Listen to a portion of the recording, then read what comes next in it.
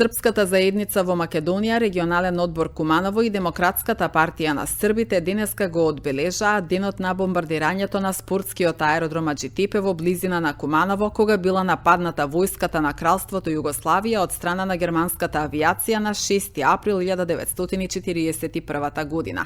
Одбележувањето традиционално се одржува кај споменикот изграден во чест на загинатите 8 авиатичари на улицата Никола Тесла во Долно Којнере.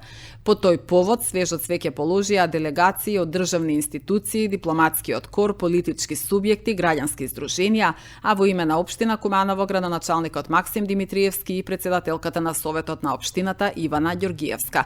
Настанот беше проследен со пригодна културно-уметничка програма. Šta reći o 6. aprilu? Šta reći o ovim ljudima? Znamo, skoro svake godine ponavljamo te istorijske časove.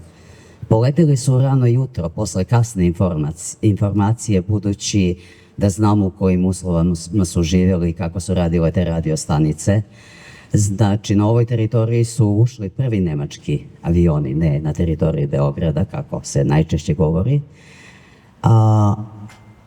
Naše sile su imale obične, najjednostavnije i, rekla bih, najskudnije avione. Međutim, njihova hrabrost je bila iznad sve mašinerije tadašnjeg nemačkog savremenog naoružanja.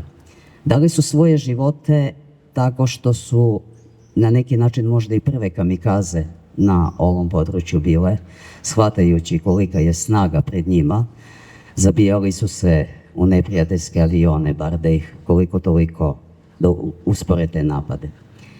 6. april je za nas, sve koji smo živjeli u toj Jugoslaviji, sve koji sada obeležavamo taj dan, dan užas, dan podsjećanja na nešto što je izazvalo mnogo stradanja, mnogo uništavanja infrastrukture, materijalnog dobra, ali pre svega ljudskih života.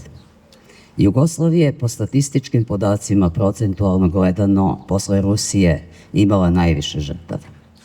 Ako realno merimo, možemo samo da pretpostavimo koliko bismo stanovništva imali da nije bilo tog rata.